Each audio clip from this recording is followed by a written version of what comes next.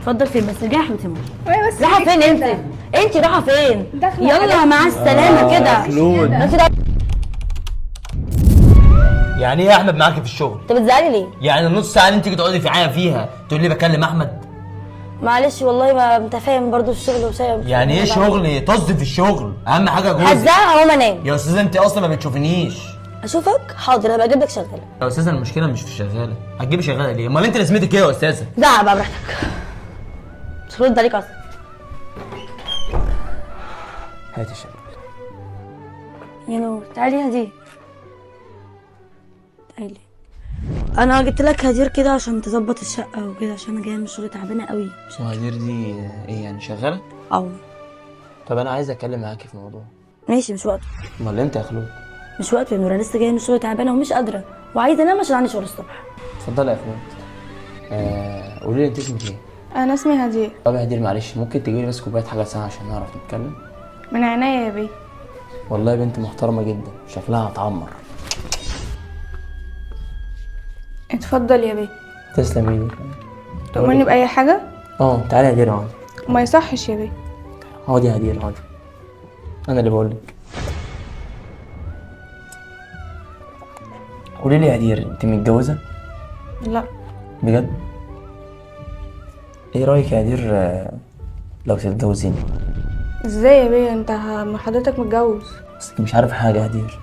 انا طلبت منك الطلب دوت لان كوبايه البيبسي اللي انت جايبها لي دي انا اللي بقوم اجيبها لنفسي. نفسي بعمل كل حاجه هنا بنفسي، بروق وبعمل. امال فين زوجتك يا بيه؟ انا شايفاها ست محترمه، ما تحكي لي بقى عشان مش فاهمه حاجه. بص يا ست انا هفهمك. انت بتعملي ايه يا حبيبتي؟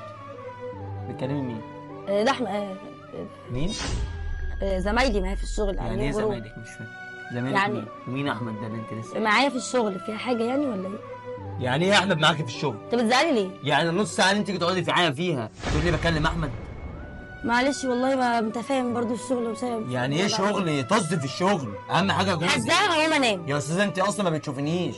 انت ما بتشوفنيش ولا بتقعدي، يعني نص ساعه تقعدي معايا فيها تمسكي التليفون وتكلمي احمد الاستاذ بتاعك ده. بس يا ستي هو ده كل الموضوع.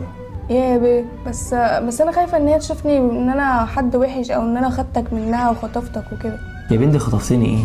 وبعدين ممكن يكون ربنا سبحانه وتعالى جعل عندنا سبب عشان خاطر نبقى لبعض يعني، وبعدين دي كلها بتبقى نصيب. خلاص ماشي يا بيه اللي تشوفه. يلا بينا بقى عشان نجهز الدنيا كده ونظبط الدنيا تحت. ماشي يا بيه. تعالى يا حبيبتي منوره الدنيا. حاولي دي منوره البيت بتاعك يا ست الكل. ايه ده؟ مين دي يا نور؟ ما ترد. مين دي؟ دي مراتي. مراتك؟ مراتي. يوم جوازنا؟ دي مراتي. دي مفاجأة اللي جايبها لي؟ اسكتي خالص. لا يا حبيبتي انت بتتكلميش معايا كده. بقول لك ايه يا خوخه، سيبك من الجو ده. انت عارفه انت بتعملي معايا ايه، وبعدين بعمل حق ان ايه؟ انا اتجوز. ايه اللي حقك؟ حق ان انا اتجوز. ايه اللي حقك؟ اسمعي الكلام. ايه اللي حقك؟ طب ودي اسمعي لما انا اتكلم. يوم ما تتجوز دي؟ على الاقل دي بتدلعني، بتشوف اكلي، بتقعد معايا. مش انت يا استاذه اللي كل يوم في الشغل؟ قلت لك 100 مرة ما تدخلش شغلي في اي حاجة. ما انا بشتغل ومعايا شهادتي وبشتغل بشهادتي، ولا يمكن هسيب شهادتي عشان خاطرك انت ولا عشان خاطر الشغالة اللي انت اتجوزتها دي. بقول لك يا خلود مراتي دي هتفضل معايا هنا. انت مش عاجبك اتفضلي مع السلامه، انا كلامي خلص. اتفضل فين بس رجعي يا حبيبتي ماما. ايوه بس رايحة فين انت؟